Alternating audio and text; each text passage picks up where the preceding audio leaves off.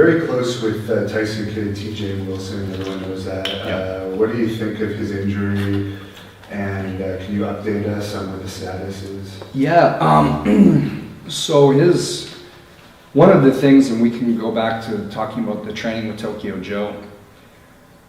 I mean, we endured some hardcore shit. I mean, really. And one thing that saved him with this neck injury is that his neck muscles, they said, were so strong that literally when the break, and not to say the explosion happened, the only thing that was holding his head, his spine and his head and his neck here together was his muscles that were so strong. And when they initially did the MRI and everything, they were just like, whoa, they're like, don't move, don't sneeze, we're gonna airlift you from here all the way back to Tampa, we need to do surgery. And I think it was comparable to the Christopher Reeves neck injury, which left him as, a vegetable basically. And for him to have survived that, not only, and they said that a very few chance of people that actually survive it and don't die wind up in a wheelchair and they're completely paralyzed. And they compared it to somebody hanging off a cliff by their pinky. Wow. You know what I mean?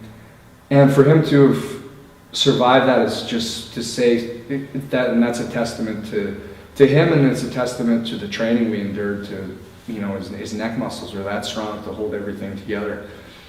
And he's doing good.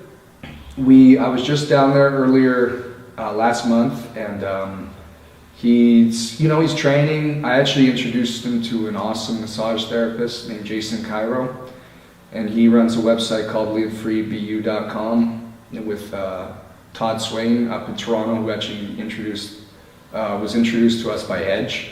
And these guys are phenomenal massage guys, and his range of motion in his neck is already like night and day compared to what it was before. So is that to say he's ever going to wrestle again? I don't know. I don't think so.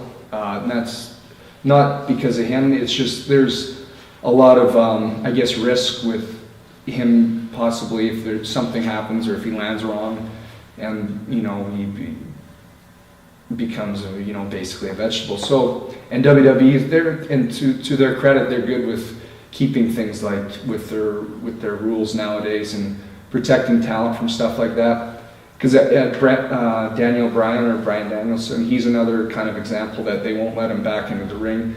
And I'm sure that if he was wrestling safe every night and only wrestling sometimes, he might be able to pull it off. But let's say someone hits him, you know what I mean? This isn't ballet. Somebody hits him or it lands wrong, and his concussion thing comes back, or it becomes exponential, or his neck injury or something. And that's kind of the risk that they're looking at. So it's tough to say. I wish he could come back, but for the sake of his health, I don't think he's going to. So.